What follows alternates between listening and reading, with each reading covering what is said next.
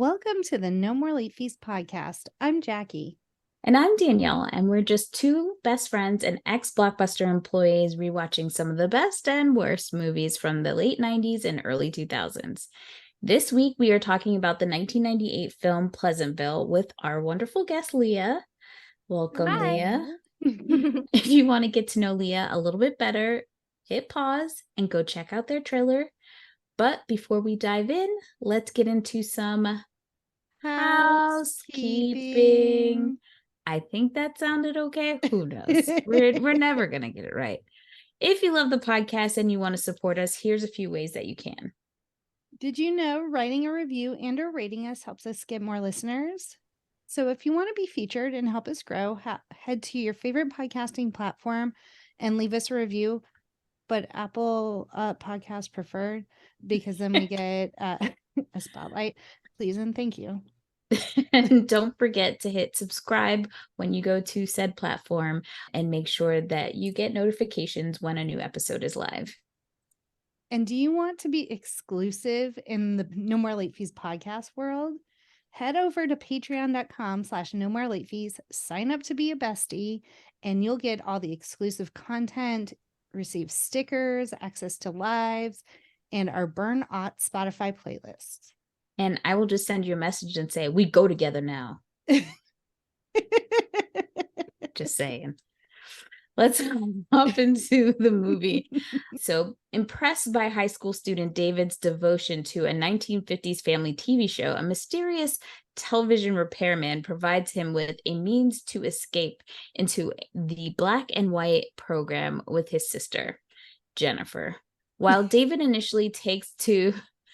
Why you say Jennifer like that? I don't know. While David initially takes to the simplistic, corny world of the show, Jennifer sets about jolting the characters with doses of reality that unexpectedly bring a little bit of color into a very drab existence. The movie stars Tobey Maguire, Reese Witherspoon, Jeff Daniels, Joan Allen, William H. Macy, J.T. Walsh, and Don Knotts. The movie was written and directed by Gary Ross, and you can watch it currently. I think you can rent it on Amazon or Apple. It was not streaming, which is crazy because, like, I want to say a few months back when we were doing the schedule, it was on HBO. But you know how they be bopping and dropping. I don't know where they go. But before we start, let's get into our ratings rewind. So you know the drill. Before we get into the movie, we'll reveal the rating our Y2K versions of ourselves would give. Then at the end, we'll see if our current selves agree with our initial rating. Our scale consists of would buy it again. The best would play on repeat. 5-day rental. Would watch again. 2-day rental. Okay, but nothing to write home about. Same-day rental. Just burn it up. It's trash. Leah, we're going to start with you. What was your Y2K rating of Pleasantville? Oh my gosh. Wait, can you tell me the best one again? What was the best one? Would buy it again. That's it. I watched this movie over and over and over again. The reason I watched it is because I loved Reese Witherspoon. I knew nothing about it. I was just like, oh my gosh, I love this girl. I need to see all of her movies. So I got it at Blockbuster. Typical Leah behavior. And I loved it. Definitely asked my mom or dad to buy it, but I still have the DVD. And I watched it over and over again. And for me, like, at that young age, it was like mind-blowing. Like, and watching it as an adult, I was kind of like, okay, I get why, like, some people have criticisms of this movie because, like, some of it is really heavy-handed and, like, the metaphors and stuff, but I still think it's so good. Like, I really think it holds up. But at the time, I mean, I was just like, this movie is so amazing. Like, how are they doing this with the color? And now I know that it was like one of the most expensive special effects films at the time, because that was you didn't see that. You didn't see like a burst of red in the middle of, you know, a black and white. I mean, except for Schindler's List, but that was only like the one color and the one, you know, little girl. This was so many different like colors popping out and everything. I was mind blown. So yeah, it was definitely a must buy for me. Yeah, I think it held up as being having like the most technical. I don't know what the words are, but I don't know about if it was the most expensive, but the effects, I think it kept like the record for that until Star Wars Phantom Menace. Yep, that's right. So just to think about, this is a drama, not an action movie, and it had that much work that had to go into it. For me, it was a would buy it. I had it on VHS. I have to look. I don't know when I think I gave away my VHS, so I don't know if I ever switched to DVD, but I know I did buy it at the time. Jackie? So, I don't know. I remember watching it exactly once and then never watching it again. So I don't know if maybe the themes just didn't resonate with me. It's cinematically, it is a beautiful movie. Like I could not take my eyes off of it. Maybe because I wasn't a huge fan of Tobey Maguire. And I did like Reese Witherspoon, but now I have such an infatuation with Joan Allen that I was like, just give me more. Like I want a whole movie about Betty. Yeah. She deserved an Oscar, honestly. Yeah, it was so good. So I'll say 2-day rental because I watched it, but obviously Y2K Jackie, it did not leave an impression. Yeah, and also you never really, I don't know if you liked like stuff from the 50s and 60s like that. Yeah.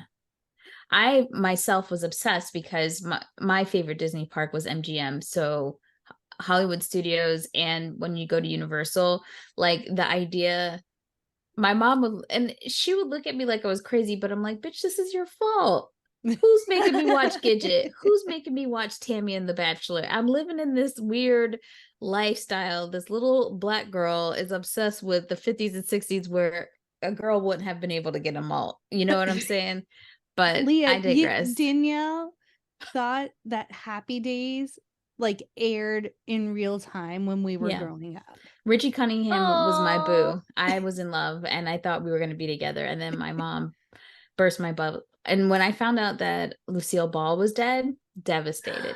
Because I'm like watching I Love Lucy every day. Like, what do you mean she's dead? She's right there. She's right there. Oh no. That's so sad. That's my bitch right there. I love her. R.I.P. baby. Let's dive in. So this movie had a budget of $60 million. Are we surprised after we learned all these effects that they had to go through? No. But it only made $49.8 million. It earned about $8.9 million during its opening weekend, but ultimately it would only earn up to 49.8, and it was considered a box office flop, despite the fact that it had massive critical success. But I want to know what it was up against to not get. But it's also a drama, and I feel like this is Oscar bait, you know? Like, I couldn't. It did get nominated for some Oscars, but I think there must have been some heavy contenders at the time because it wasn't like one of the big ones. At the Academy Awards, they got 3 noms, one for Best Art Direction, Best Costume Design, and Best Original Score. So none of the actors got award nominations for it. So yeah. I can't believe they didn't do something for Joan Allen. I mean, I feel like it would have made sense if Joan Allen and Jeff Daniels were nominated for supporting. Like I could see nobody else getting nominated, even though everyone is, I think the cast is amazing. But like I feel like that their story and the journey that they go through, it's like very Oscar. So that's disappointing. Yeah, something was going if this came out in 98, I have a feeling there was some other big stuff that came out, and it could be also the time of year that it came out. Like it, you know, if you want it to be for Oscars, it has to come out during a certain time of the year usually. So it was a lot of huge movies. Yeah. Saving Private Ryan. That's it. How Stella Got Her Groove Back. No. Small Soldiers, which I mean is a kid's movie. Oh, you mean box office wise? Box office. Yeah. This is 1 through 6 in the box office the week that it was released. Okay. The X-Files, Titanic, and Deep Impact. Right, because we have to remember that Titanic was still on that long-lasting voyage where it did not leave the theaters. God, that was amazing. Did not. And then when it got nominated for Oscars, it just kept going. It's you know, things that are unheard of nowadays. Titanic was pulling numbers. Little Raj thought that the film, he gave it a 4 out of 4, calling it one of the best and most original films of the year. It was very original. And now, like, seeing the Barbie movie this summer, it's giving the vibes. That's exactly what I thought when I was watching. I was like, oh, these could be sister movies. Like, yeah, it was 100%. Definitely giving the vibes. I think Greta did put out a list of movies that were her inspiration for doing Barbie. I don't believe Pleasantville was on there. I think she had Truman Show, but all in the same vein. I actually feel this is more like, you know, adjacent to Barbie than Truman Show, but yeah. Hey, who am I to tell Greta she picked the wrong movie for her inspiration? Let's talk about casting really quick. So could you imagine anybody else besides Reese Witherspoon playing the role of Jennifer / Mary Sue? No, she had the perfect amount of like sass, but heart and like rebel. Like it was a perfect combination. I don't think I can think of anyone else that could have pulled that off just the way Reese did. She's so believable as both. Like her journey is very believable to me because she never, at the beginning, like she never comes off as stupid. I think you can kind of tell that she's like choosing to be the way that she is. It's not like she's lost. So then when she starts discovering more, I also completely believe her as that, like the collegiate young girl that wants to read as many books as she can and do like the Rory Gilmore thing. Whereas like comparatively, like I would like Alexis Bledel, for instance, like I would most like really only buy her as that. I wouldn't really buy her as the beginning part of the movie. You know what I mean? And that's just an example. I'm not trying to like diss her, but you know what I mean? No, but it's true. Like not a lot of actors can do both. I think to be a mean girl, like, and do it right, not everyone can do it. Rachel McAdams can do it. Yep. Reese Witherspoon definitely can do it. I miss Reese. Like she's been challenging herself more, I think, in some of her newer projects where she kind of plays like she's white ladying the hell out of white lady roles when she's playing some of those things now. But I miss old school Reese, like that movie with Kiefer Sutherland Freeway. where So good. I love Freeway. Crazy. Or the one with Paul Rudd, the delivery movie, Object of Overnight Delivery. No, yes, that one. Overnight Delivery. Yes. Yeah. Like I miss that Reese because Baby Girl was in her bag for real. My fave is Election. Yes. Yeah. Perfect movie. Like a perfect movie. And she played that. Not everyone could do that role. No. Yeah. So even though this role on paper might seem not as complex, she adds layers to the character, I think. Yes, absolutely. So I say this with the fact that she wasn't the first choice, and actually Melissa Joan Hart was offered the role and turned down the part. Yeah. Girl, what a mistake. Melissa.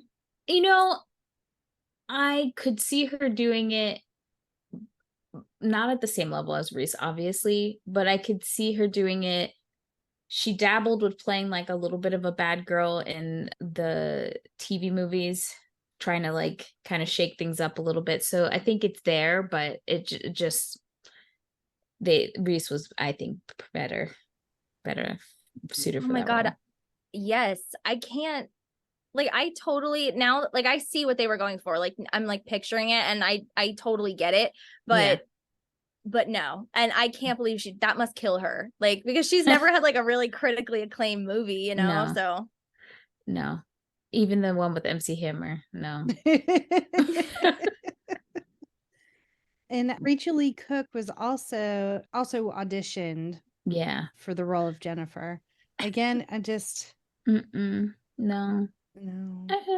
No. That one I can't see as much, but yeah, no, Reese was the perfect fit for that. I think it's also cool because her and Tobey are child actors, and they had been in the business so long. And Tobey eventually, after this movie, later down the line, he did Seabiscuit with the same director of this movie. So that movie is also visually appealing as well. There's so many people that have like cameos in this movie. It was crazy. I was trying to like keep an eye out. There's some people I already knew, but I didn't know Jenna Fisher from The Office. She had like a featured extra. So now I want to go back and see where she was. She actually talks about this on the Office Ladies podcast. I was trying to look for her, but I'm not good with faces anyway. And then like you have the layers of some faces are in black and white and some faces are in color and things are distracting. And I was like, I can't find her. I also spotted Maggie Lawson, and that was confusing to me because for me, she looks a little similar to, what's the other girl's name? The girl that plays the love interest for Marley Shelton. Marley Shelton. Like, just a smidge. So I was like, wait, oh, that's right. And I also was trying to place her, and I was like, oh, psych. That's because I love that show. And unfortunately, JT Walsh, the guy who played Big Bob, he died before the movie came out. So they dedicated the movie to him. I think they also dedicated it to the director's mom, who passed away before the movie was able to come out.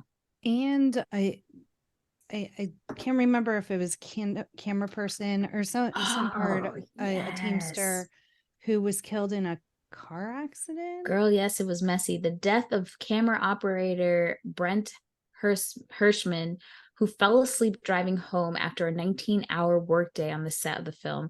It resulted in a wrongful death suit, and they claimed that New Line Cinema and New Line Productions and Juno Picks were responsible for the death as a result of the lengthy work hours imposed on the set in response of his death.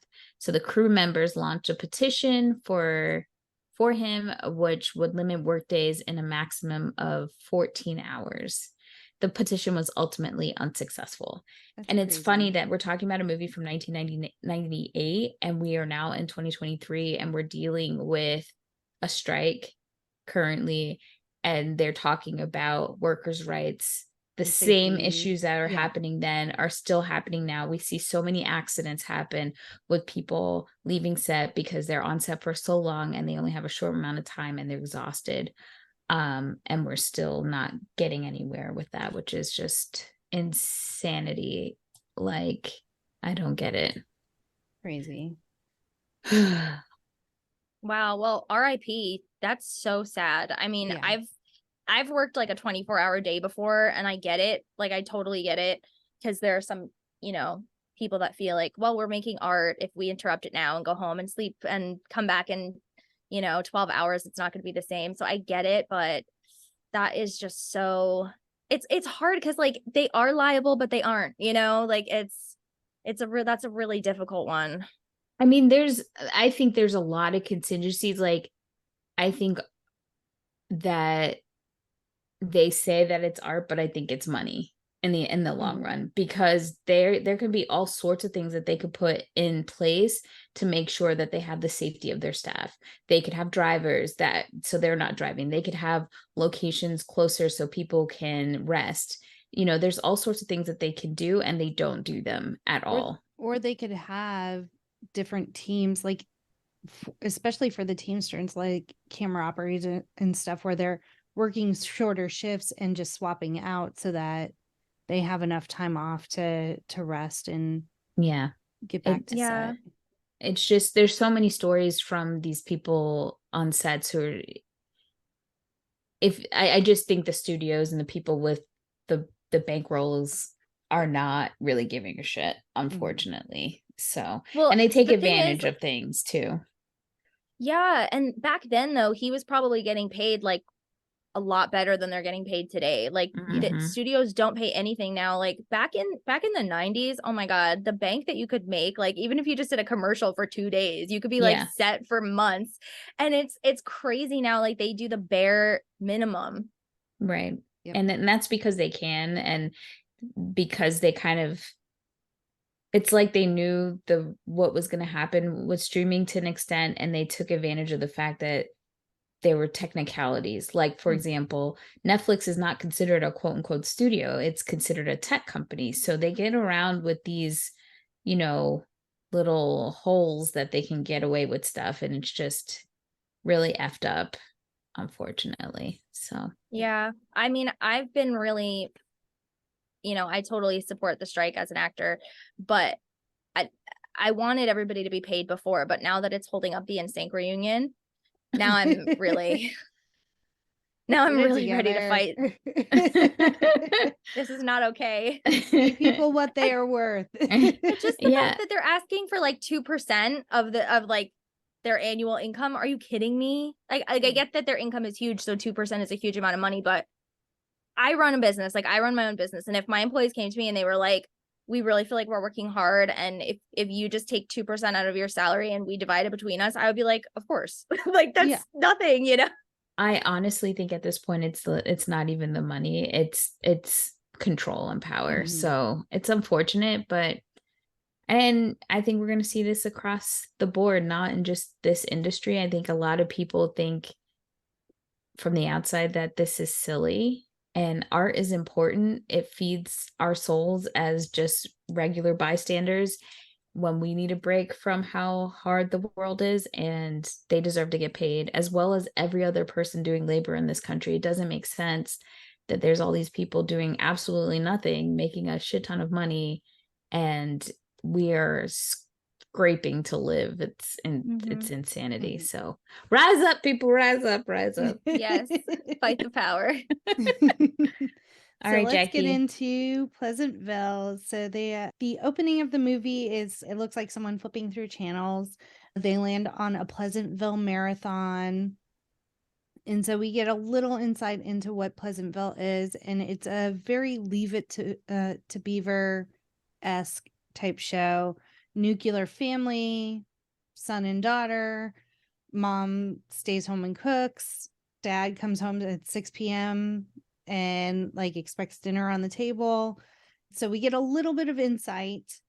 And then we get introduced to our main protagonist, Tobey Maguire, who plays David. Like, I just wanted to say his name. I wanted Jennifer to say his name in Alexis's voice the whole time. Because she would complain about him just like Alexis would. It was a whole thing in my brain. I think it's cool because I know this is trying to be a time capsule of the like 50s, but the beginning of this movie is very much a time capsule of the 90s. Like you see them like pouring the soda, and you see the school, you see the clothes, everything, and you're just like, oh my God. I felt slapped in the face by the 90s all over again. Even the shirts that David's wearing, I'm like, all of our guy friends wore that in high school, like those really awful puke green colors with the stripes. Yep. The Old Navy colored special. Just like, oh God. So and Reese's hair. Sorry. Yes. Oh my gosh, her hair is amazing at the beginning, and her room. Yeah. I love like bedrooms first. Like I've always been more of a performer. I've always been more of like an actor, but I always say like if I could be a set decorator, you would not be able to control me. Like I would love that. It's so good. I also was very excited because when we do meet Jennifer and she's with her friends, we see Giovanni Ribisi's his sister Marissa plays one of her friends. Marissa Ribisi. Is it Marissa? And is that Jenny from that band, also child actress? Crap, I'll think of it later. But also Jason Behr from Roswell is one of the guy friends. And, you know, a bitch almost fell out because I was like, what? Ariana, what are you doing here? I was very excited. So we do see David. He's trying to ask a girl out. Does not go according to plan. He's kind of timid, gets rejected. He's full on psycho talking to himself. She's so far from him. Right. And then, like Danielle said, we're introduced to Jennifer, played by Reese Witherspoon. And she's one of like the bad girls. They're sitting there smoking. She invites this guy over because her mom's not going to be home to watch. It was a concert on MTV. Yeah, they never say who. They didn't. Her other friend is Jenny Lewis. I knew I recognized her face, but she looked so different. But yes, love me some Jenny Lewis. So now Jennifer has a date with the hot bad guy, but he was really cute, but he looked a lot older. He looks like 30. Yeah. But David has a date with the Pleasantville Marathon that's on at the same time. And David is a connoisseur of Pleasantville. He knows all the trivia. He knows all the things about Pleasantville, and they're having a trivia contest where you can win $1,000. So, which $1,000 back then is a lot of money. It is. I'm just like, this is so random that they're having this contest, but okay. And I do love that David does have at least one friend that plays into his delusions. Yeah. It's the guy from Detroit Rock City. Yeah. I was like, hey, I know that chin. So, but I feel like even he is starting to get like fatigued. He's like, we have to talk about this all day. Like, I don't know if I could do this, man. Yeah, David's real into his Pleasantville.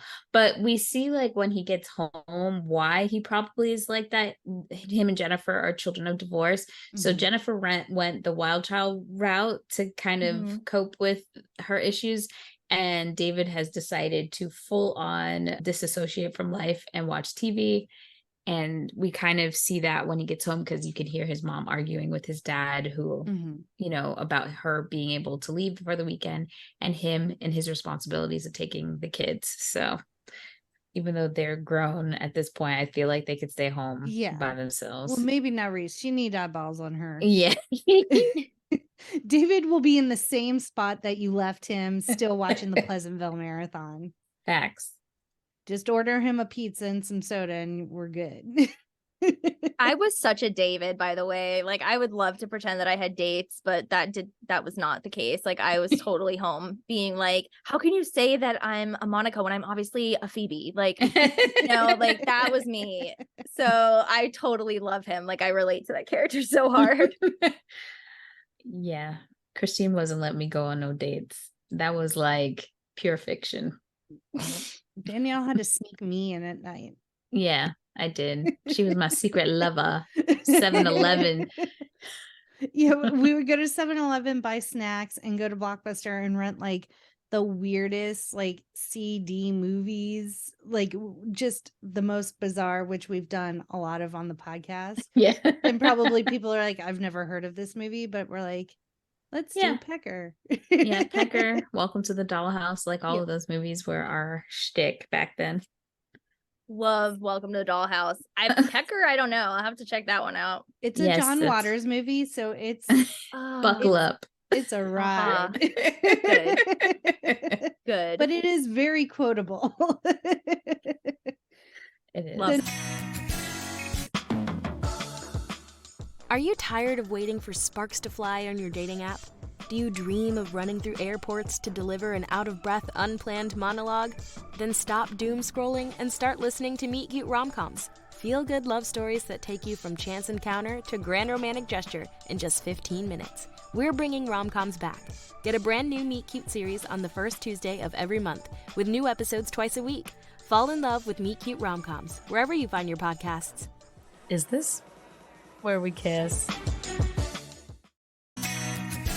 Now we see Jennifer's getting ready for her date. She got the double ponytail going on. Yeah. She bought her fancy underwears. I do like that her friend, whoever she's talking to, whenever she's having these phone calls, she's very sassy and hilarious, and how she's kind of like eye rolling about when she talked to the guy and all that stuff. But then she's like, my outfit's not slutty. And when I look at that outfit, I don't think it's slutty either. Mm-mm. She was completely covered. Yeah. So when she said it's not slutty, I'm like, it's not slutty. And I love how she's like describing the conversation totally differently than it happened. Like they barely said any words, but he was like, so do you want to go out with me? And I was like, okay, sure, come over. And I know he's so smart. Like she was so good in that scene. Because I was like, did we watch the same thing? Because that's not what happens. But that is so a teenage girl thing to do, 100%. Yes. Oh, yeah. And I just also think it's weird that the two of them did not communicate that each of them needed the TV. They're both planning very different big nights. Well, and my question is, why couldn't he go upstairs? Right. Obviously, Yeah. there's a phone upstairs for his trivia. Like, does he need to watch Pleasantville in stereo?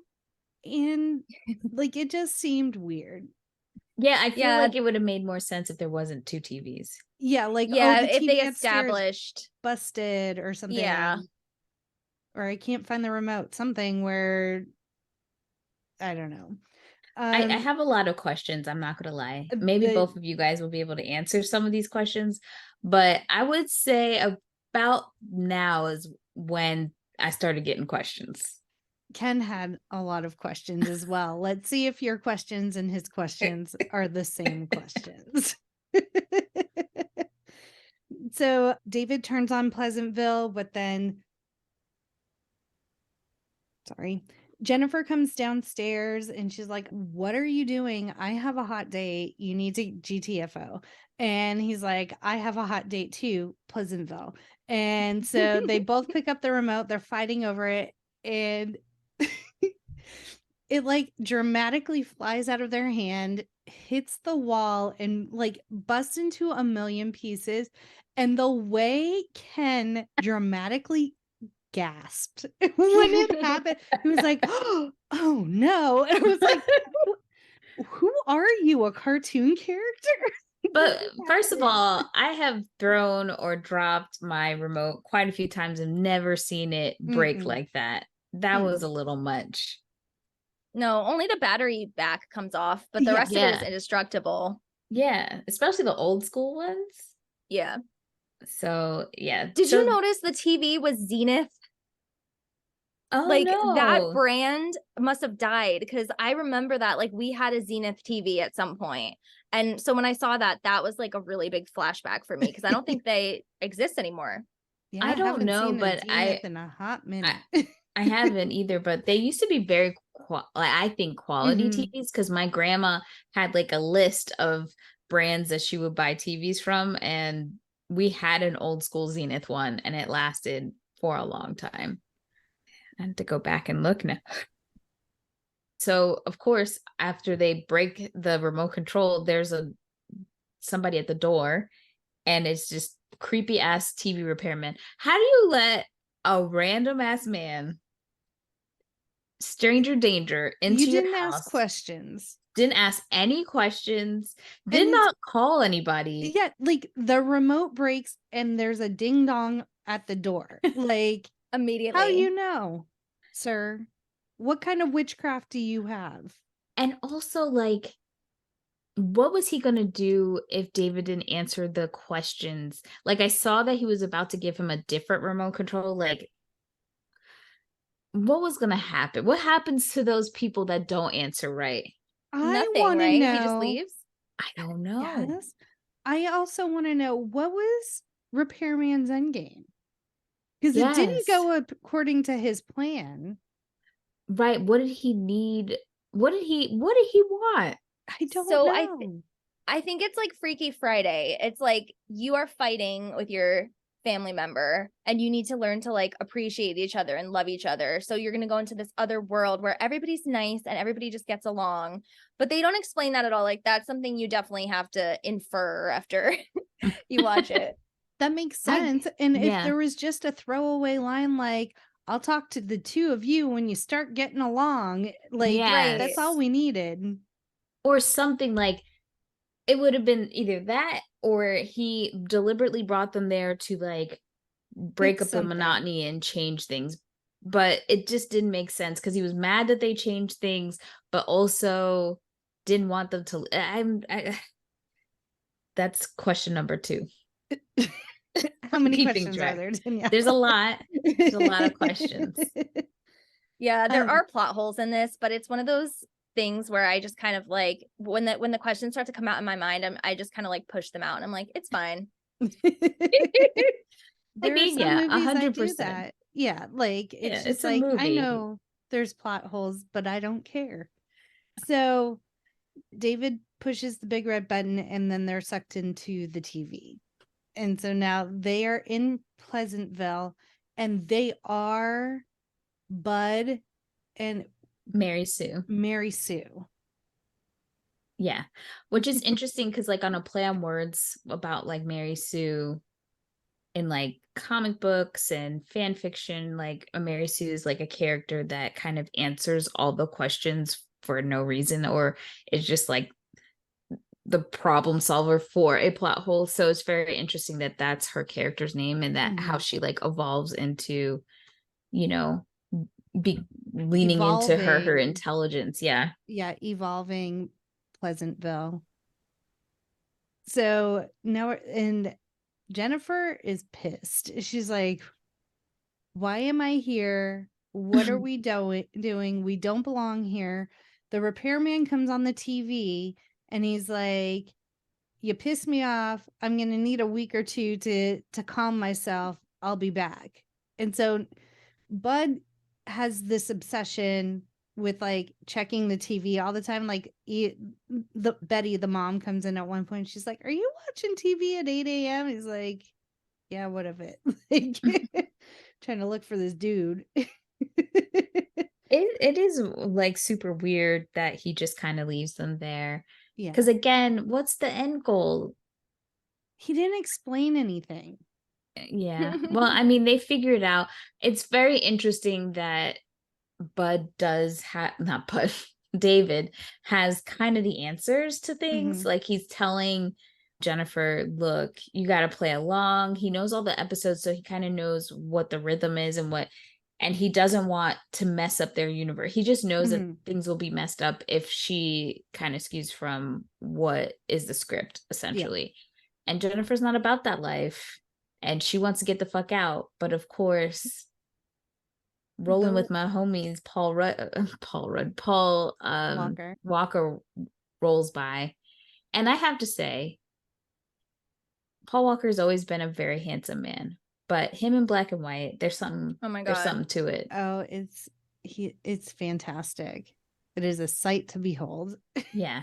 He would make me want to live in an oppressive universe for a little while. 100%. Yeah. Yes. My friend and I were like obsessed with him growing up, and he is so good in this movie. I don't think people give him credit for being like a great actor. He's more known as being, you know, a hot guy in like action movies or whatever, Fast and the Furious, but he's really good in this. Like, I love how he plays this like dumb, sheltered idiot. It's just so good. And then when he starts to like realize things more and more, and when he starts to kind of like get a little confused by what she says, like all of his faces are so good. Yeah. I think Paul Walker very much leaned into his himbo status. Some actors want to go and do different things, but he was like, this is my shtick and I'm okay with it. Yeah. I'm totally fine to lean into my himbo status. And he does a really good job at it. I don't think in real life he was dumb or anything like that, but he just played that well and did a really good job. He did it in a lot of different movies, and I'm okay with that. Keanu Reeves does the same thing. Again, we've talked about this before, where I feel like they come from the same tree, cut from the same cloth kind of thing, and nothing wrong with that. Nothing wrong with it. So yes, Paul Walker plays Skip Martin, and he's talking to Bud / David, during basketball practice, and no one is missing a free throw shot. And so David's like, this is suspicious. So he like just kicks the ball and it like perfectly goes in to the net. And he's like, okay, shit's weird here, but Yeah. it's their universe. And so Skip comes up to him and asks him about Mary Sue, asking her out and giving her his pin. And Bud hesitates for a second, and that throws the whole universe off. That's like the butterfly effect that starts tumbling all those dominoes. So Skip goes to make a free throw again, and he misses. And everyone's just like, what the I love how the coach just kind of like, don't touch the ball. Like it's the ball that's the Yeah. problem. But also in this scene, this is Mark, and the actor Mark Lucas is in here, and he plays Riley from, you know, Buffy the Vampire Slayer. So I spotted that, but he used to be a basketball player. So there's a few movies, I think this is in his only movie where he plays a basketball player because of those skills. So it's kind of cool.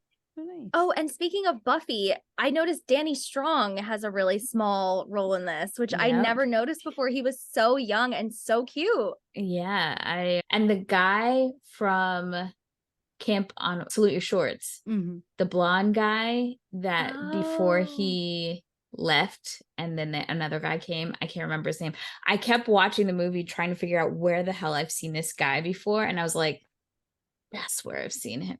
So yeah, there's a million cameos, or like, I don't want to say cameos, but there's a ton of people in this movie that, like, if you watch it enough, you'll spot a few 90 stars. So it's a lot of fun to watch for that as well.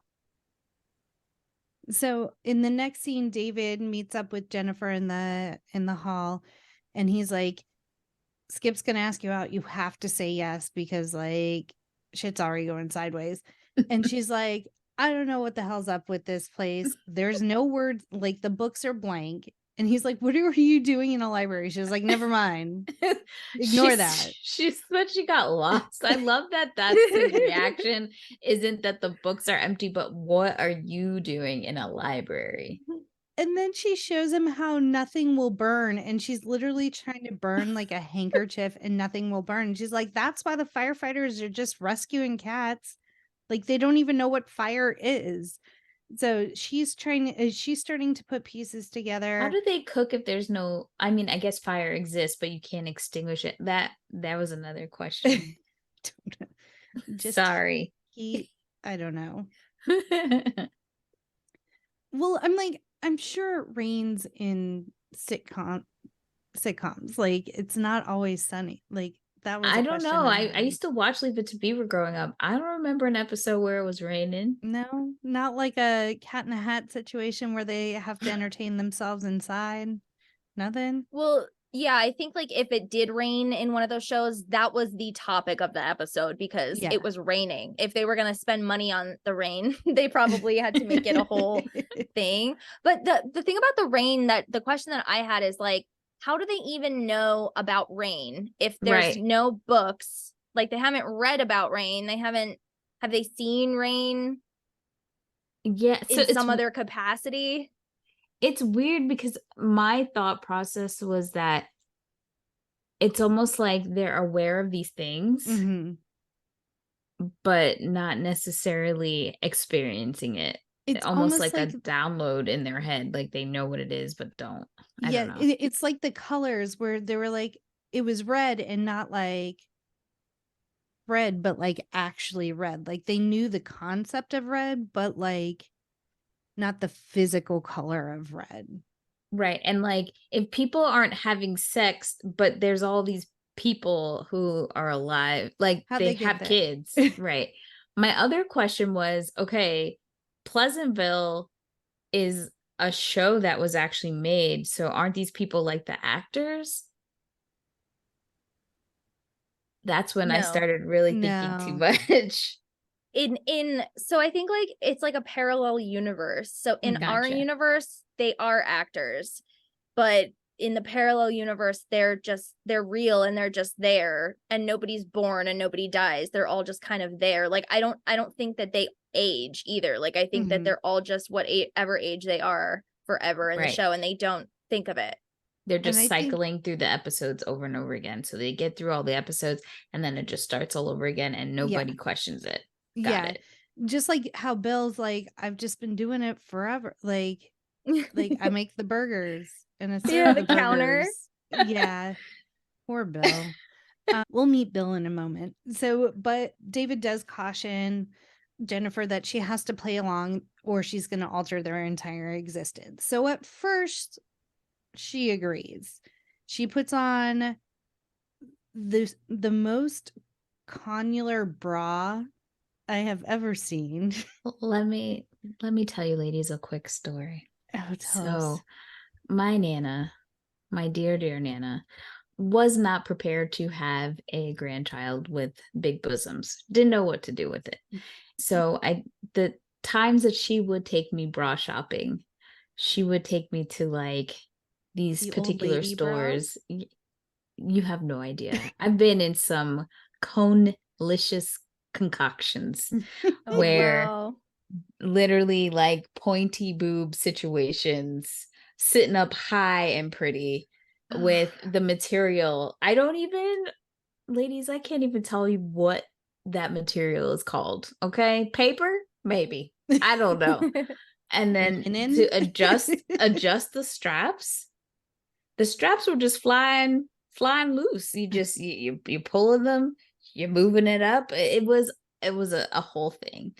And I thought this was normal. I thought this was a normal thing. I should be wearing these pointy triangle bra old lady things, until I finally found real bras that, like, because I had big bosoms didn't mean that I had to have paper on as a bra. But my grandma, she brought me back then. So when I see this whole situation, I had PTSD. Okay. There was a trauma response to this bra. Because it's a whole thing. And my grandma to this day still wears those things. She wears those whole things. She wears the garter things, the stuff to stuff you all in every day. Really? Every day.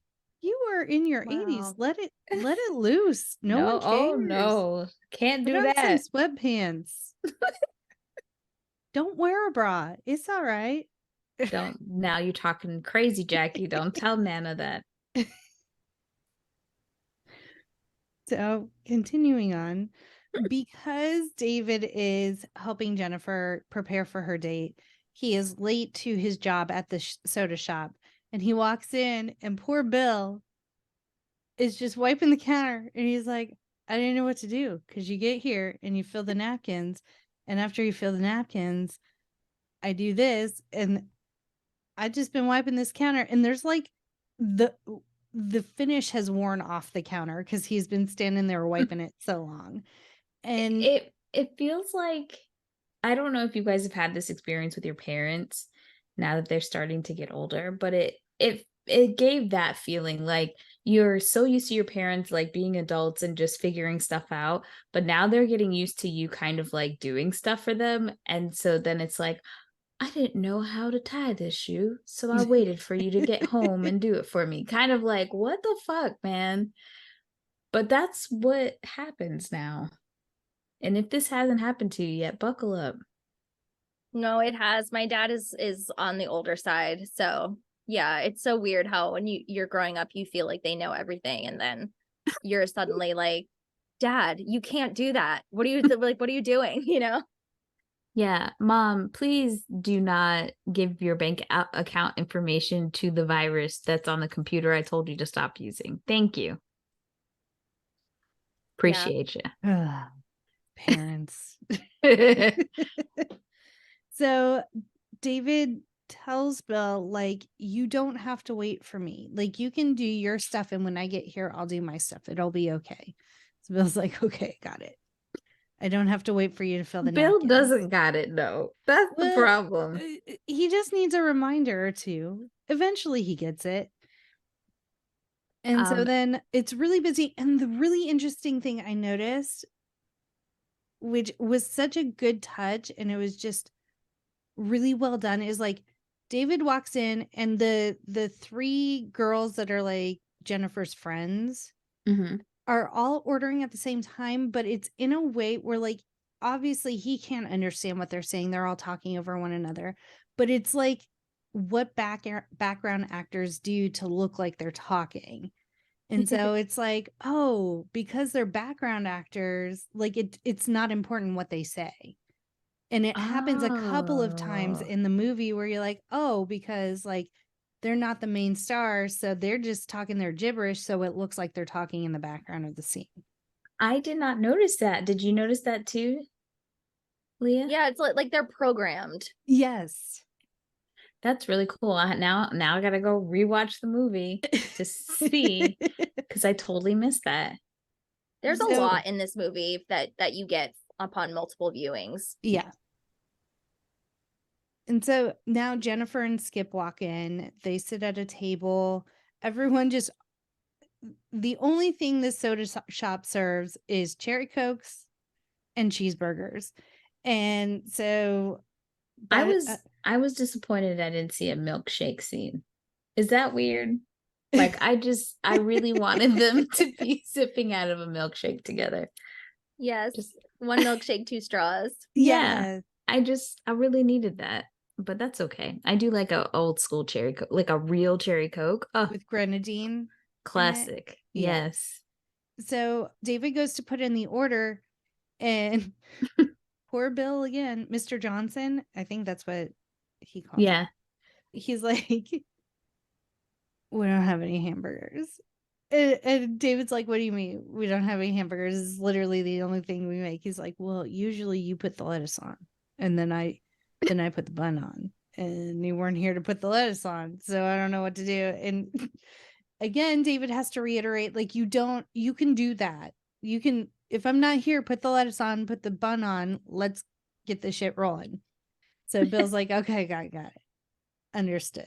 And while all this is happening, David is distracted because his sister has now decided Jennifer is going to go take the innocents.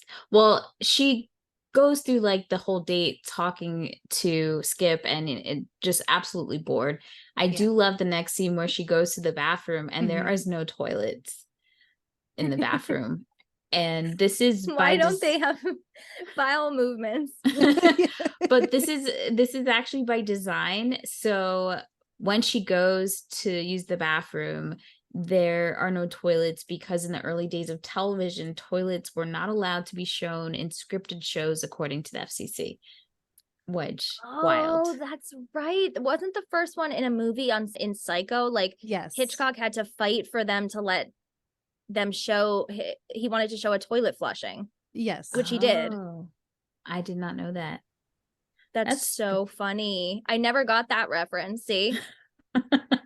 I would have never gotten that either. I just thought it was funny. So after she, leaves the bathroom, she sneaks out while David's not paying attention they go to Lover's Lane. Well, she hears about Lover's Lane from the 3 background girls that are in the bathroom.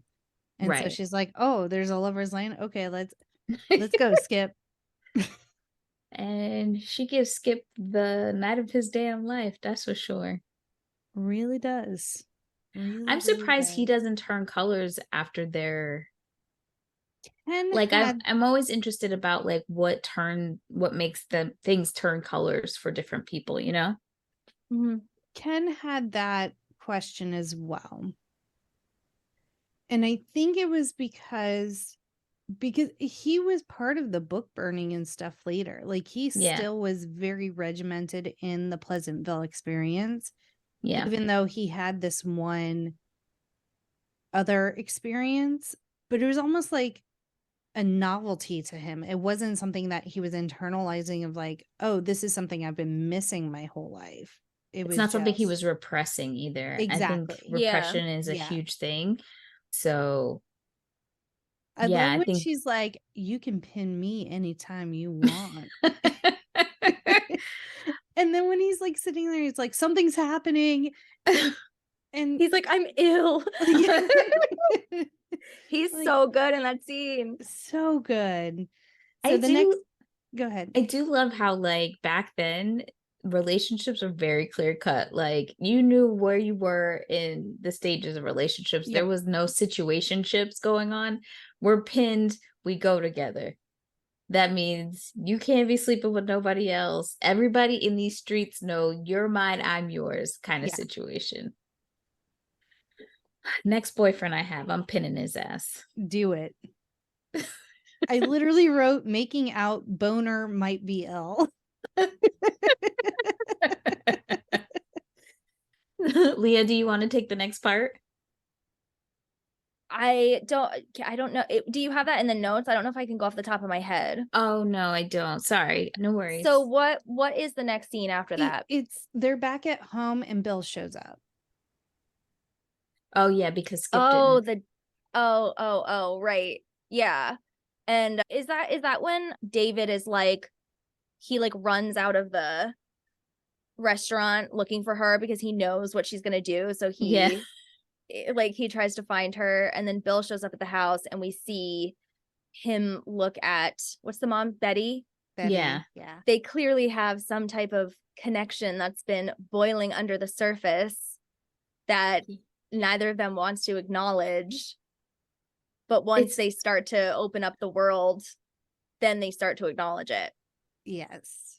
It's like, I always wondered if on the show they ever really interacted with each other. It was almost like they saw each other for the first time. It was very animalistic almost. I loved the quiet moments of this movie where like there was no dialogue, but there was a lot happening on screen that was nonverbal.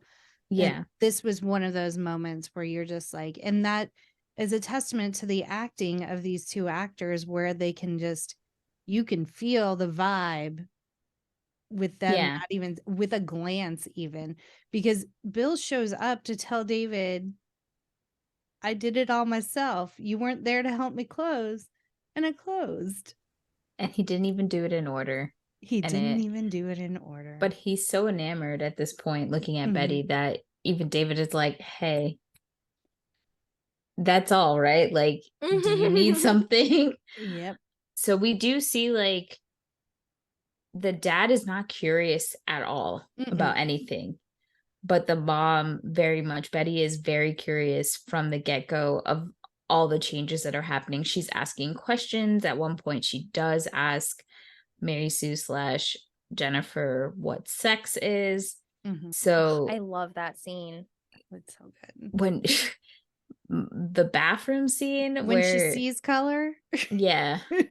Like, and what's great about that scene, so after Mary Sue explains to Betty what sex is and an orgasm and all that good stuff, she then goes to the bath to take a bath and start to pleasure herself, and you could see it like building up, but you also see like slowly but surely certain things starting to change actual colors, like the bath towel behind her turns pink, and it's just really cool the way that it's happening while she's climaxing. Yeah. Better than an herbal essence commercial, I say. And I do really love that in that conversation, like Jennifer explains what sex is, and like Betty says, oh, your father will never go for that. And that's when she's like, well, there are other ways you can experience that. So that scene is the conversation between Jennifer and Betty is great, and then the actual bathroom scene is just fantastic. What were you gonna say, Leah? I love how she, like, again, what you're saying about the quiet moments, like I love how Joan Allen does it, like how she's taking it in and everything. And when Jennifer says to her, like, are you okay? And she's like, yes. And you can see it on her face that she's like, okay, so I definitely have to do this thing that she's describing. Like, I definitely want to do that. But like, how am I going to do it? Because, you know, like my husband won't do it. So what am I supposed to do? And I just wonder what was like in her mind before then? Like, why was she so curious about like sex and romance? Right. Like, is it because she had seen, what's the Jeff Daniels character? Bill. Yeah, Bill. Yeah. And she felt something, but she had no idea what it was because she's just programmed to like be with her husband. Yeah. And there was no like consideration of, oh, I might have feelings for somebody. It's just so interesting to me. And also, like, who taught Jennifer like how to masturbate in the bathtub? Like, how old are they supposed to be? Like, like, what are they, like 17? And I'm like, did her mother teach her? Like, I get, obviously a 17-year-old is going to know like how to explain sex to somebody, but to be like, okay, mom, here's what you're going to do to like have an orgasm in the bathtub. That's like so intense and so interesting to me. In the 90s, we were living by magazines. And when I tell you, when we got hands on Cosmo was quite descriptive. Yeah. You're right. You're right. And I was like, oh, so this is how I'm living? Okay, interesting. But I think what also I love the most about Betty is that Betty's awakening is so strong because she repressed so much. Yeah. That when she orgasms, she sets a tree on fire. Oof. And like so much stuff turns into color when she like, her manifestation powers are very, very She's strong. Powerful. Yes. And when that fire starts, nobody had ever seen a fire, didn't know what to do with it. And so David is like freaking out, having to go get the firefighters. They're not responding. He has to scream cats for them to get there. And they don't know what to do with the hoses to they've never seen a fire. They're literally like, oh, that's what that's for? Like, y'all are firefighters. And what was Tobey's cardio like for this movie? Because he was running an awful lot. He was. He really was. It was a lot. Also, like, he gets like a medal for, or like acknowledgement for the fire whole thing. But before that even happens, when he goes back to school, Skip has now told everybody of his awakening. So the whole basketball team is completely like out of it. They're ready to go. Yeah. They lose a game, which has never happened. I also like, one thing that I did notice was that in the town, the teenagers are the first ones really to adopt the curiosity, which makes sense because when you're young, you're curious, you want to try things out. And then you start seeing some of the other towns people, but a lot of the older white men in the town do not, like, you do not see them changing at all, really, which I think could be a really good, this whole movie could be a great metaphor for the patriotism, the patriarchy, which they're the ones who benefit from the town's kind of staying the way that it is, you know, because they stay within power. Their women do what they want them to do, make their food, all that stuff, and that they can't hold on to power when everybody's like learning and exploring and being curious.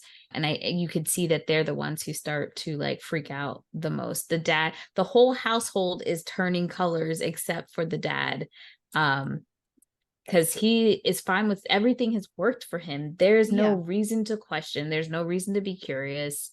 He gets all his needs met. Right. He goes to work, he comes home, he gets fed, he goes to bed. Like, his world is set.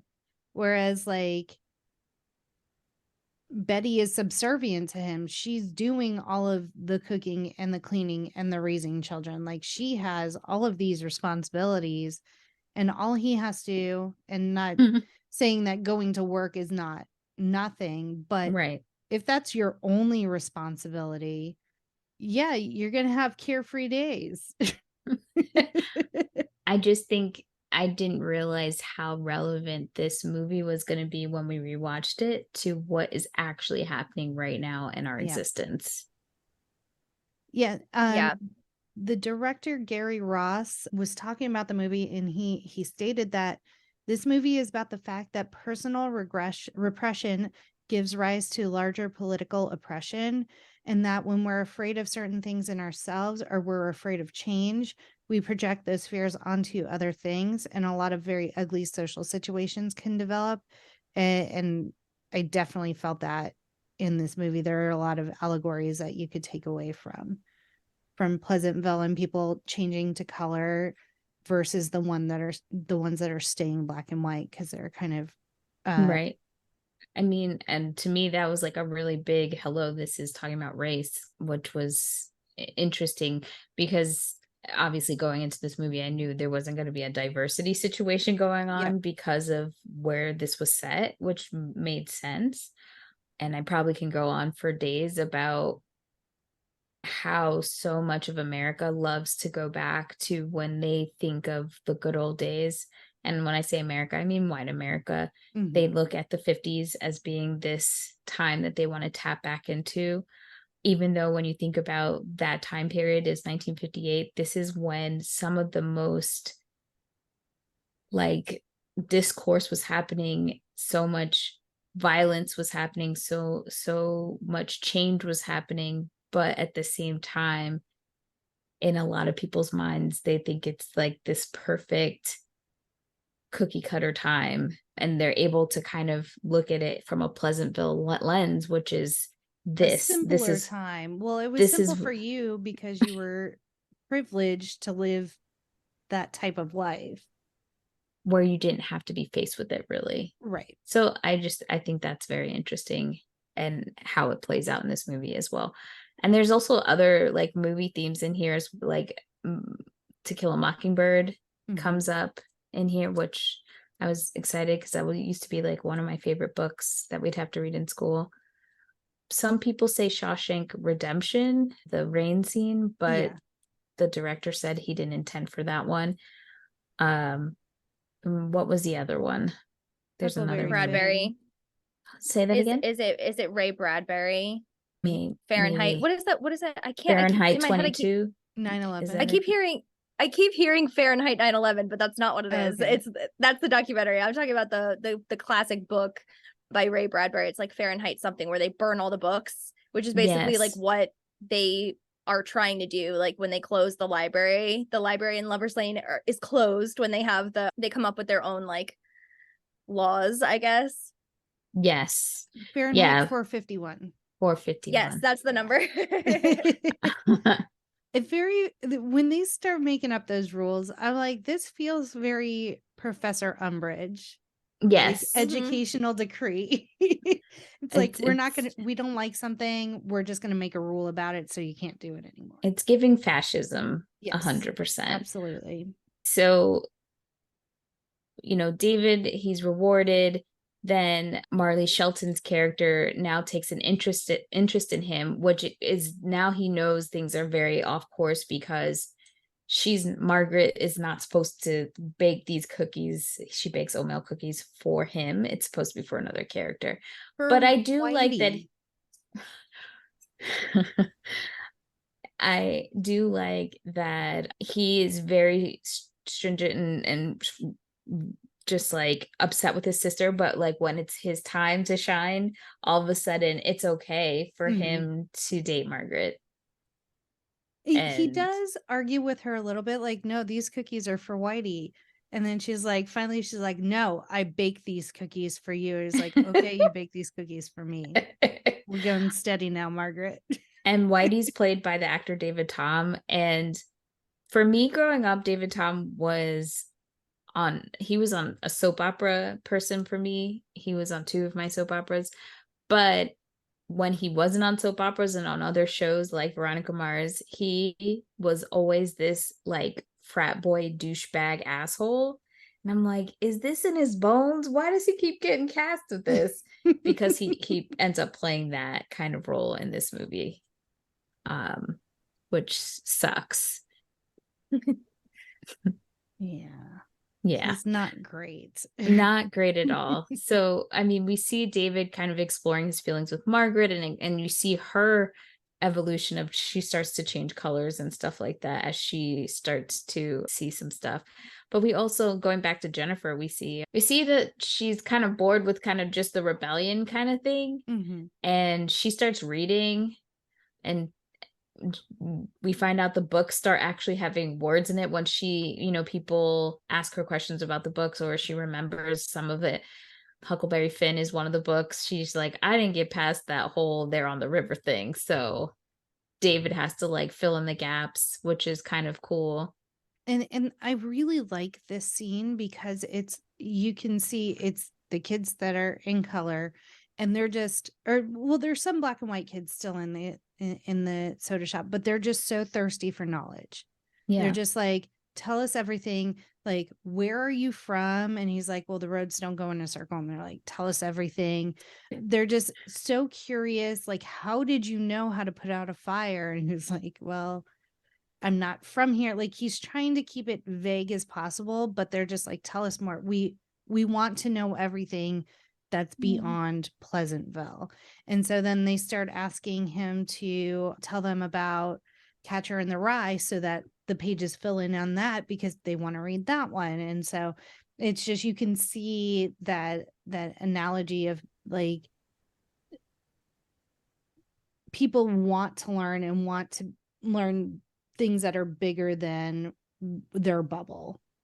I just think if it was dependent on me to fill the libraries, all the classics, I'd be like, but let me tell you about Christopher Pike and the Last Vampire series, because your girl was all about it. Okay? Those would be the classics in my library. I don't know nothing about no Catcher in the Rye, but I can tell you about Nancy Drew, book number 3. Bitch is in the attic and she finds the killer. Okay? Yeah, I love that scene. I think it totally takes me back to like being a child and not like kind of filling in the blanks with things that you hear about from adults but you don't really know, and just the wonder that they have over this story, Huckleberry Finn, that everybody knows, and they're like so fascinated by it. Like, it's amazing. Like, it just totally reminds me of when your mic fell. When you're like talking to a child and you show them something that they've never seen before and they're just like, wow, it's just so beautiful. And my favorite scene in the whole movie that always makes me cry is when he brings Bill the art book, and that acting from Jeff Daniels is just so beautiful. His everything is on his face, and that's my favorite type of acting. Like, as an actor, I've always been a stronger like actor on film, I think, than theater, because I really love that like close up, like everything is on the person's face, you don't have to say anything, and you know, he just kind of lets out like a few words because he's taking in this beautiful art and these classics that all of us, like, we grow up seeing them all the time, and it yeah, we still think it's beautiful, but it's not like every time we see something like that we're that emotional. And he's just like, it's like his whole life he's had this itch inside of him, he's had this thing that's been like art, like art, like you're a painter, you know what I mean? And he can't really get there, and then all of a sudden he sees this book and he's just like so awestruck. And the music is like, I cry every time, because that's how I feel about art too.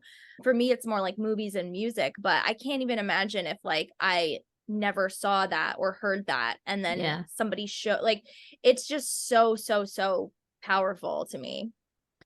I love that when he does start to realize that there's so much more that he can do, he pulls out that album and shows David like, hey, I started thinking about like how I look forward to this one thing, which is that I get to paint the window during Christmas every year. And that's all I'm really looking forward to. And it clicks to him that, why do I have to keep waiting till Christmas to have this feeling, to do this thing, right? And I think that's what encourages David to go get the art book, to show him like what all there could be out there, and how he like lights up and just leans into it. But can we talk about, so what that is happening, his journey is happening there, and Betty is having a whole other journey, because now she is like, she can't control the color at this point. She is full color.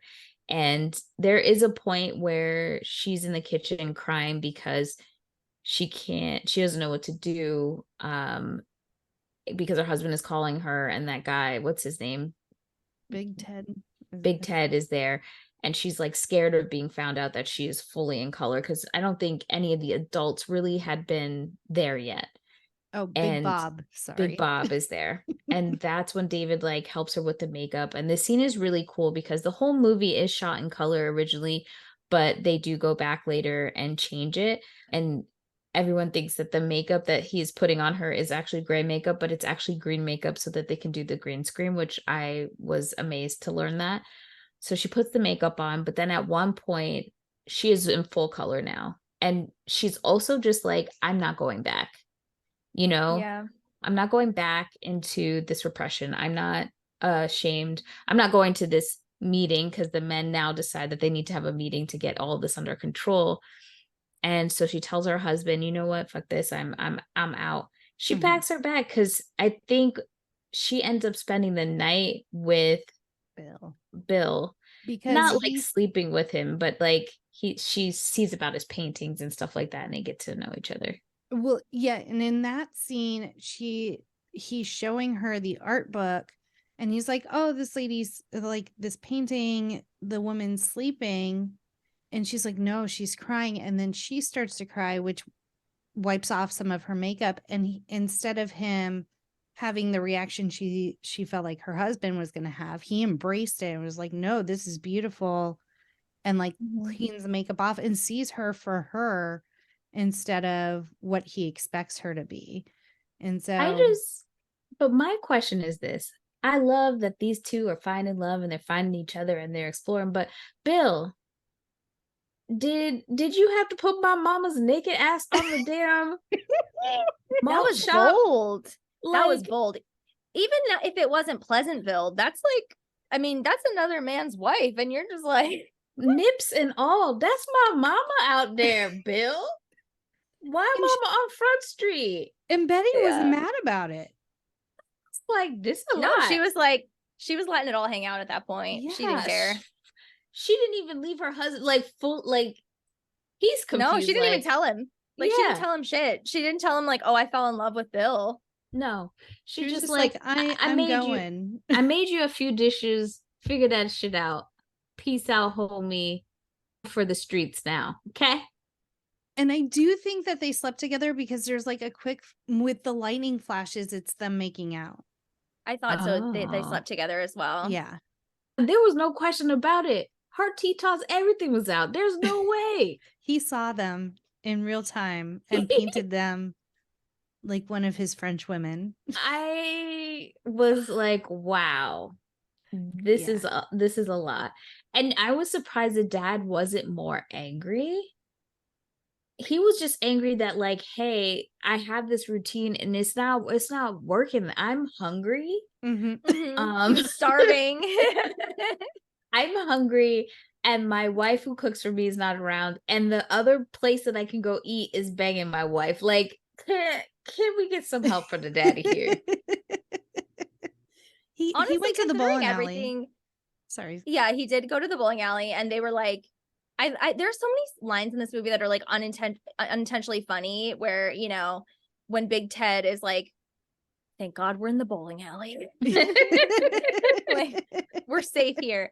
But yeah, I feel like all things considered, the dad handled everything pretty well. Like he was more just like lost and confused. He wasn't like violent like Big Ted gets, where he's like, that's not gonna happen. We're gonna rule the town. He's more just like, what? Like, what do I do? Right.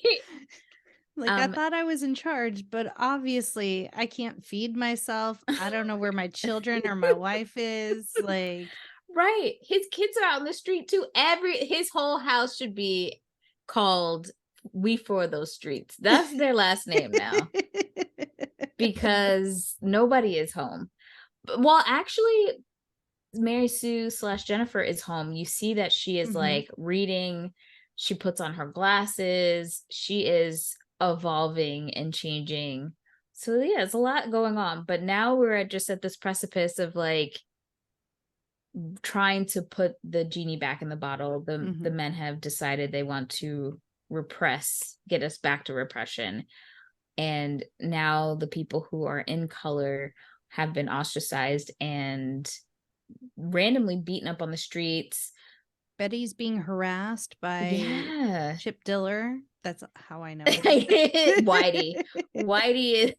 Whitey is coming after, like, you get like a hint of the aggression slowly when David is walking with Margaret and before the meeting, and Whitey's like, why aren't you at the meeting? Because at this point David is still in black and white, so he still can pass essentially to both sides. And so you could tell David feels a little bit of that aggression and kind of stands 10 toes down and like, bitch, you better leave me alone kind of thing. But Whitey does attack Margaret at one point, I believe. And then, but I don't know if he's chasing her, but he also attacks David's mom, Betty. And David's like, you gonna catch these hands, because she may not be my real mom, but she's still my mom, you know? Yes, her tits are out on the street, but that gives you no right to touch, no consent. Yeah. And so he punches Whitey and makes Whitey bleed his own blood, and it's in color. And then that's when Betty hands David her compact mirror, and he sees that he's finally in color. So it's, where can I buy that compact, guys? Oh, it's gorgeous. It's so beautiful.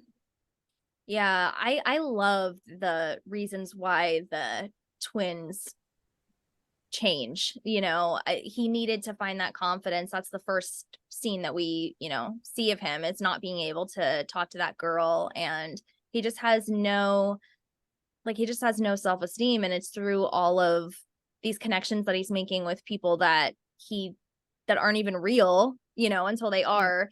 And that confidence is what makes him change. And then for her, it's the knowledge, and it's exploring something different than whatever her life was like before, which seemed to be a little bit more shallow and just like all about boys and having fun and stuff. And then once she finds the knowledge and she's discovering all of these stories, she's like that, she's like that got old at the end. She just completely finds herself in a completely different way. And I just think it's so beautiful how they're like parallel on their journeys, but they are on two totally different journeys as well. Yeah. I think going back to the bowling alley prior to them forming this having this town meeting where they're establishing these new rules, there were a couple of quotes that the guy says, and they were just like, ugh. So he talks about how we need to maintain the values that make this place great. It just sounded very, very similar to certain talking points today, where I'm just like, oh gosh, Pleasantville was talking about this stuff happening in 98, and we're still having people with these mindsets today. So that was something that I noted. And then once we get to that committee meeting where they're creating the rules, and some of the rules are, there's specific music that you can listen to. And one of them is it the Star Spangled Banner? Yeah. So no, is it? Yeah, I think so. And Perry Como.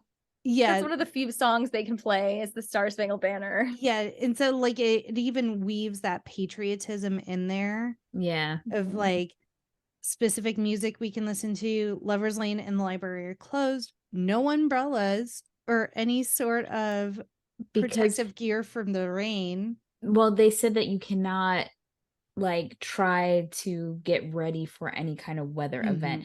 So I think that is an allegory for climate control, or just acknowledging that we're having climate issues. So because at the beginning of the movie, I forgot to mention this, David's sitting in all of his classes, and they're talking about climate change. They're talking about, what were the other classes? Is HIV, climate change, the ozone layer was. Wasn't it the housing market or something? Oh, it was the jobs. It was that you weren't going to be able to get a job in 30 like only 30% of jobs will be available. And it's just, if you think about it, as millennials, that's how we grew up. You know, like we learned about all of these things that were going to be bad when we got older. And boy, were they not wrong. No. Every single one of those It's classes, crazy. I'm like, those teachers were right, man. Except when we talk about how, like, I saw a TikTok about this, like, I really thought I was going to be lured into drugs way more than I was. They're Like, gonna I put really, people on corners, just like, hey. yeah. Yeah, Um, it's unbelievable, like the state of the world today and what they said in this movie. Yeah. It's so, I mean, I can't even believe, like, I'm totally guilty. I'm one of those people that will like doom scroll on Twitter and stuff. And I cannot believe like the stuff that people actually are saying, like the, you know, the traditional American values and all the banned, like there's so many like preschool kids books that are banned, you know, because they show like some people have a mom and a dad. Some people have two moms. Some people have two dads. It's like, that's not allowed. It's like, even though this is something that you're living with in the world, like I understand that there are people that are against that, which is sad, but they're even against like letting kids know this exists. Like they can show their kids that and then tell them if they so feel that that is not what they would like their kids to do, but they don't even want their kids to have any idea that that even happens. Like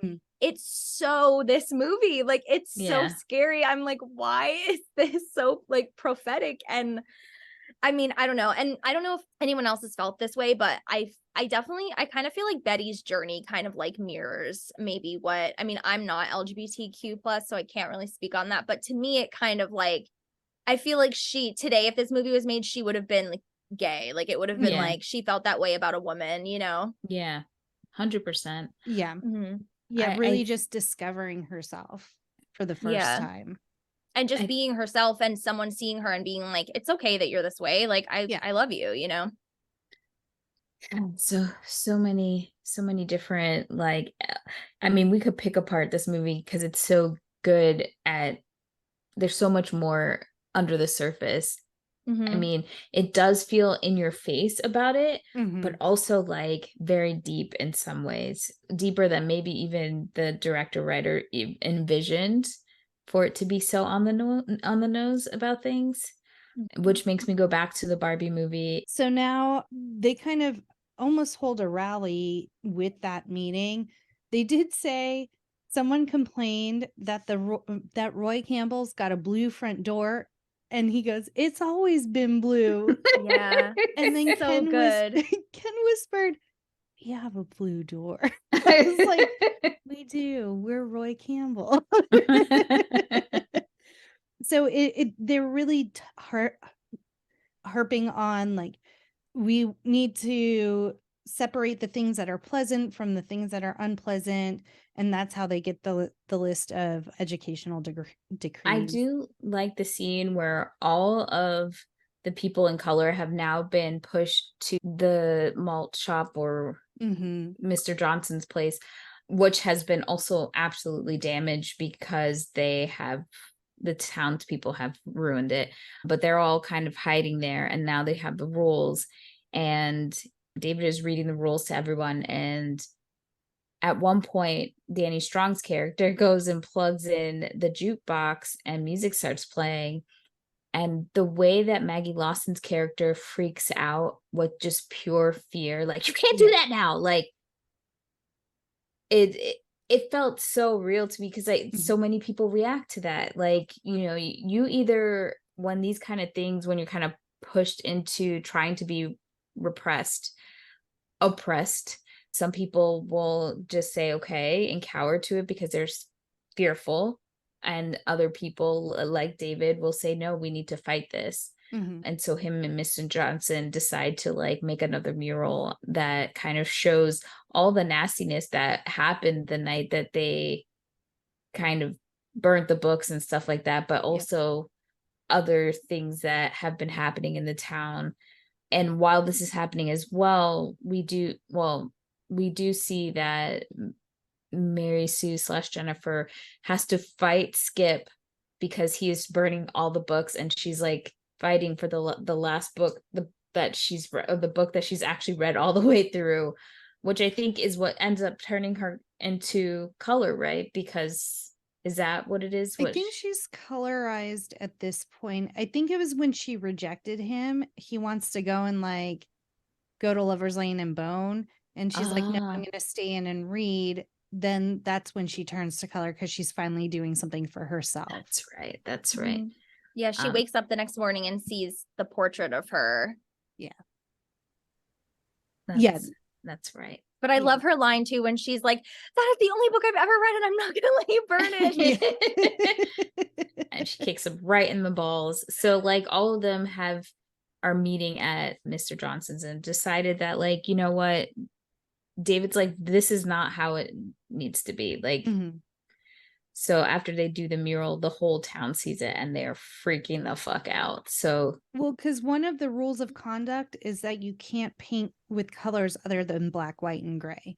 right. So they're trying to repress everything. They also have specifications for the bed sizes because at the store there's a full mattress instead of two side twin beds, which the I Love Lucy show is the show that I believe changed that on television, where they had one bed, they were actually in the bed together, which my girl Lucy.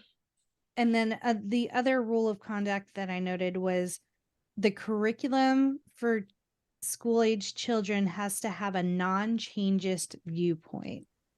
I'm like, oh dear Lord, all of those curriculum rules that are popping up all over. It's too close to home. So yeah, but and it's like they painted all night and then just fell asleep, propped up.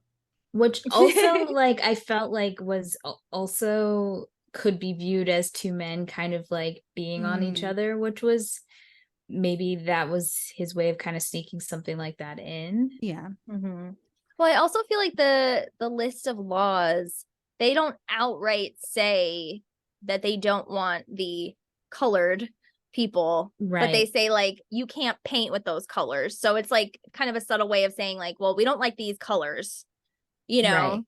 And so then there's like welcome. And then there's like there's some businesses that are more intense about it, where they're literally putting the sign that says no coloreds. And I mean, I remember seeing that as a kid and I was like, oh, that's what this is about. I was like, got it. Okay. Even when they go to trial, when you see that everybody, the town is in the courthouse, all the people of color are at the top and everybody else are at the bottom, which is what actually happened in segregation, where black people were at the top. And you can actually see that when you watch the movie A Time to Kill. All of the black people are at the top watching and all the white people are at the bottom. So that was an interesting thing that they added to. Yeah, definitely. And what an incredible scene that is. That also always makes me cry when William H. Macy, the dad, when he changes color, because his son is explaining the feelings that he's feeling and he can't express them himself. And it takes like a younger person with an open mind to explain like, what you're feeling is okay. Like, it's not just that she cooks for you and cleans for you, right? There's something else there. She doesn't just serve a purpose. She's just not just like a function for you, right? Like there's something else there. And then he cries and like feels it. And that's when he changes. It's so beautiful. And his moment changes other people watching, because probably they're feeling the same thing, especially the women. And it's interesting that the only thing that really gets to, is it Bob? No. What's his name? Yeah. Big Bob. Yeah, Big Bob. Bill, whatever. Big Bob. Oh my God, I was calling him Big Ted because you called him Big Ted. I don't know what his name is. Why do we keep struggling? He's Big something. It's Big Bob. It's funny that for Big Bob, the thing that he's been repressing is literal anger, and David is able to get him there by saying, you don't want these people here. You don't want these people to do these things. And he finally freaks out, and that's when he changes color. So it's just interesting to see what changes everybody. But after that, like after Big Bob blows his casket, the entire town is in color now, which is great. And so, yeah, like now David has realized he's served his purpose. He has changed their world for the better. They have all of this knowledge now. So he's ready to go home. Jennifer decides to stay because she's gotten into college in Pleasantville world. I'm so confused by this because this is, I think, one of my biggest questions. You guys are twins. You live at home. Your mom is going to be like, where the fuck is Jennifer? Like, yes. This is not like, oh, she's in the TV. She'll be back. Like, I don't know if it's because time maybe moves slowly in Pleasantville. So her being gone for this long period of time might not even seem like she's really gone. I don't know. I question that. Yeah, I think that's what it is. Like, I think that he would be able to tell the mom, like, oh, she's out on a date, because that was like, how long was that they were there? It seemed like weeks. Yeah. So, but it was only like a second in their world. So maybe like she'll spend a few months there or whatever, or maybe she'll even like go through all 4 years of college or something, and then and it'll only be like a week there, and then she can come back and like get into a good school in her real life because she's already done it. Yeah, I think you're probably right, because I was just like, wait a minute, the math's not math in here, but okay, Jennifer, you go to school. Well, if you think of it in terms of like an everything everywhere all at once thing, it's like technically she should be in both realities because everything is happening at once and every reality exists at the same time. So it would have made like more sense if there's like the Pleasantville her and then like the normal her. Yeah. But they didn't do that. So I think that they're trying to go for the like, 3 years there is 5 seconds here. That kind of thing. Yeah, 100%. And so then David, when he does go home, Don Knotts sends him home. And he sees his mom. His mom actually is back from her trip. She didn't go. And we didn't say who his mom was, played by Jane Krasinski. Yes. Is that how you spell it? I think no, Jane Krasinski is from 30 Rock. The blonde hair lady. You're right. But this woman's Malcolm in the Middle. Yes. Jane Kaczmarek, yeah. Yes. Thank you. I'm like trying to read these IMDb things. And the mom is just kind of like really sad that her life isn't where it's supposed to be, and she's not doing the things that she should be doing. And David is actually kind of just saying like, there are no rules. There's no way that you should be doing this. You're not behind or anything like that. You're not old. So he's kind of giving his mom some wisdom of some of the things that he learned. And I think things that were holding him back from really, truly living for himself, why he was having so much fear, almost like he wasn't deserving of certain things. So that was a really nice moment that he could have with his mom. When she said, I'm 40, I was like, oh, she got 2 teenagers in high school. That got deep, Shrek. Why does 40 back then seem so different? Like, they look so old, too. What is that? I don't know. I know. Every time I think about, because I feel like this meme shows up all the time where they say like the actual ages that the Golden Girls were supposed to be. And then they compare it to like, this is what J-Lo looks like. And this is what Jennifer Aniston looks like. And it's like, oh my God, just a different world. And then how like with the styling and everything, like teenagers from the 80s look like 30 to me. Yeah. So it's weird. Like it's all relative, I guess. I think also we have a better understanding about the sun and protecting our skin. Back in the day, like our grandparents, and when I say ours, I mean your grandparents were really out there baking in the sun. And I think that had a lot to do with how people were aging. So, and just like the hairstyles and everything, I'm like, oh yeah. And smoking. There's just like all these other things happening that I think contributed to that. Meanwhile, when I go to the beach, I'm like covered from head to toe and like carrying an umbrella with me. So now David is back in the real world and he is able to turn the TV off from the Pleasantville Marathon and go about his life. And that is Pleasantville. We did it, y'all. We did it. Did it. And we do see Betty sitting on a bench with George. I love that. This moment is so good. Who's George?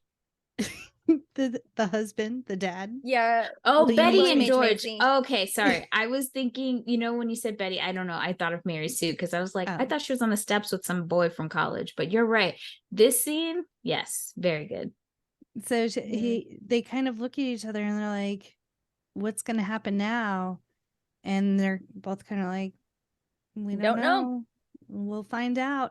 But then like it cuts to Betty sitting on the bench, and then when it cuts back, it's the same exact conversation that she's having with Bill. So it's kind of like Betty is at this crossroads. Like, I thought the three of them were sitting on the bench and that they? Betty was turning to the sides to talk. Like, I thought this was the start of a throuple. Like, they're all gonna be together. Because he was on the same side that her husband had been. Mm-hmm. Oh, okay. Yeah. I also like when I rewatched this, I was like, I'm gonna ask them what they think of that. Like, are they trying to say that she did move on and like get divorced? Is that even a concept? Like, can they even get divorced? Like, I don't know. Like, what do you guys think they were? I full on thought this was the start of a throuple. Like, I'm not joking. I think this is what their life is like. Betty is with her booze. Okay. I thought it was more like she's at this crossroads and she's having this conversation with both the men in her life to kind of figure out which path she wants to take. And it's kind of left open-ended on purpose so that you could imagine what she does with the rest of her life. I think in the 90s, we were limited and we thought she had only one choice, like either one of them. Mm-hmm. I think now, throuple. Okay. Well, I think she would be off going backpacking with her lesbian lover if this was. Oh, that's true. True. Facts. Yeah. Well, maybe she like is kind of transitioning, like she's still taking care of her husband a little bit. Like she's like teaching him how to cook or something, but then she's going home to Bill at the diner and having fun all night. I like that. Because Bill seems open, right? Like they both want to explore. They're more advanced in their journeys than and you know what else is like a really subtle, like one of my favorite moments in this movie with Bill is how he changes from doing like a cartoonish Christmas scene on the window to an abstract Santa. Mm-hmm. And like no one says anything about it, but they just like show it a few times, and I was like, is that Santa? I was like, that is so cool that he now can do this like abstract, like within a day he's like Picasso. Yes, I love that. Oh, speaking of Picasso, when in that book, the book is not a real book, but in the book they have Picasso, like they don't have a date for his death in it because it's supposed to take place in 1958, and I don't think they found out that he died. Yeah. He died like 15 years after that. Yeah. Wow. Yeah. So Don Knotts wasn't the first choice for the repairman. The initial choice was Dick Van Dyke, but instead Knotts got the role, and it would be his last live action film, which is sad, Don Knotts. But Dick Van Dyke is so jovial. I think Don Knotts was the perfect casting for this guy that's just kind of like, hey, what are you doing? Like, this was more mischievous. Plan. Yeah, exactly. I mean, I would have been fine with either one because they both represent that time period in my brain, So yeah. What was the show that Don Knotts was on originally with Opie? Black and Andy White. Griffith's show. Yeah, that's when my boo Ron Howard was little. Took place in the 70s. This was the first film that was a new feature film. This was the first film that a new feature film was created by scanning and digitizing recorded film footage for the purpose of removing or manipulating colors.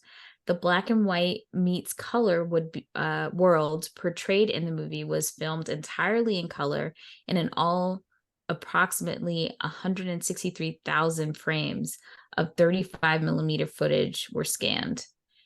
in order to selectively desaturate and adjust contrast digitally, the scanning was done in Los Angeles by Cinesite, utilizing a Spirit DataSyn for scanning at 2K resolution and a Megadef color correction system from Pandora International. I understood a few words in there. That's really important to someone. Yeah.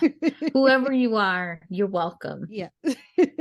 No, but it is like beyond like the fact Yeah. that it's not shot in digital. Like they shot it on film and were able to do the color like that. That's amazing. Yes. Yeah.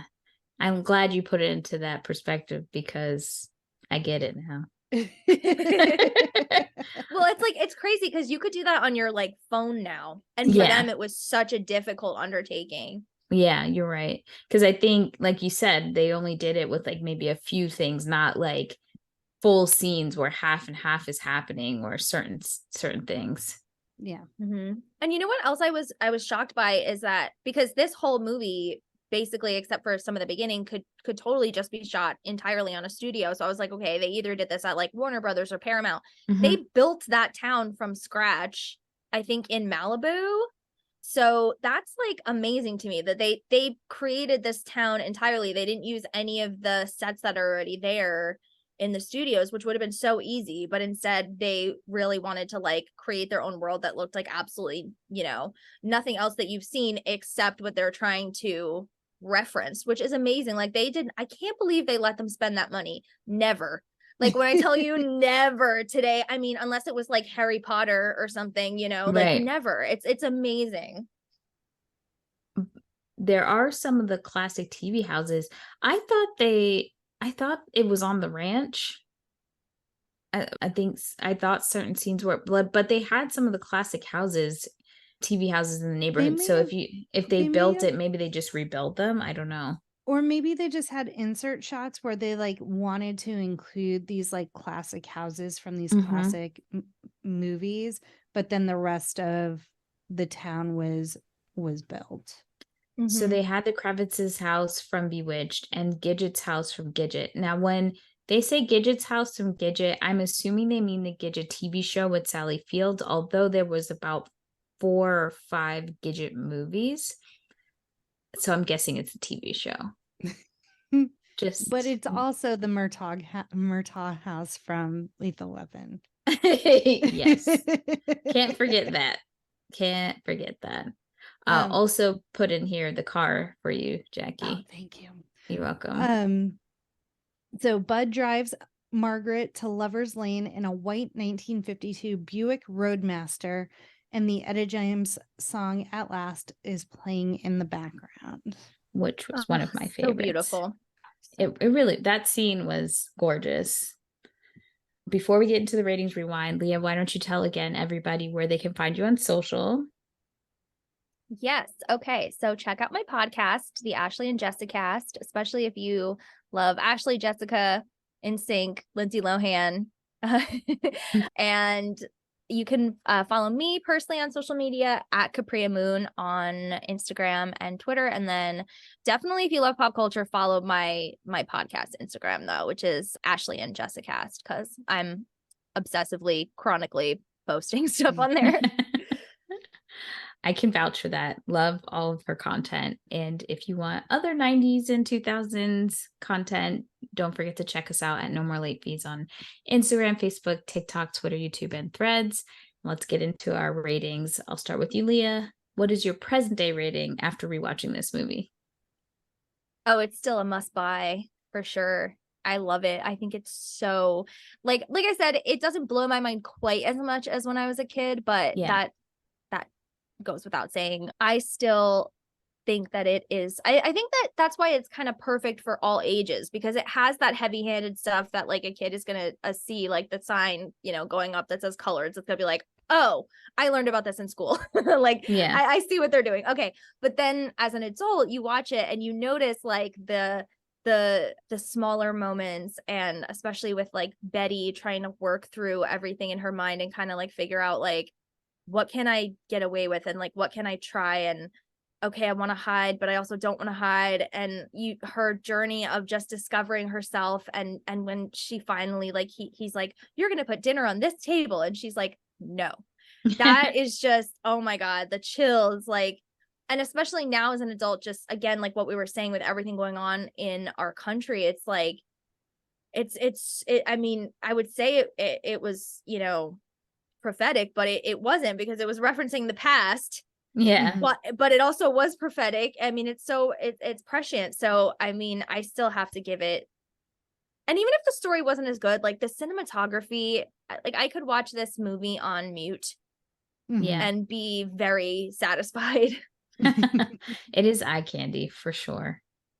I would still say I would buy it again. I was surprised. I thought when I rewatched it, because I remembered it, but I didn't remember it being like this. And so it was really fun to rewatch it. And it just felt like something that I could rewatch again, and I would rewatch again. So definitely would buy it again. Jackie? I am also going would buy. I thoroughly enjoyed this movie, and I think Y2K Jackie just didn't have the appreciation for the themes of the movie. And like you said, it's just beautiful to watch. So yeah. Nice. And I love the cover at the end of the Beatles Across the Universe, the Fiona Apple. That is such a beautiful cover.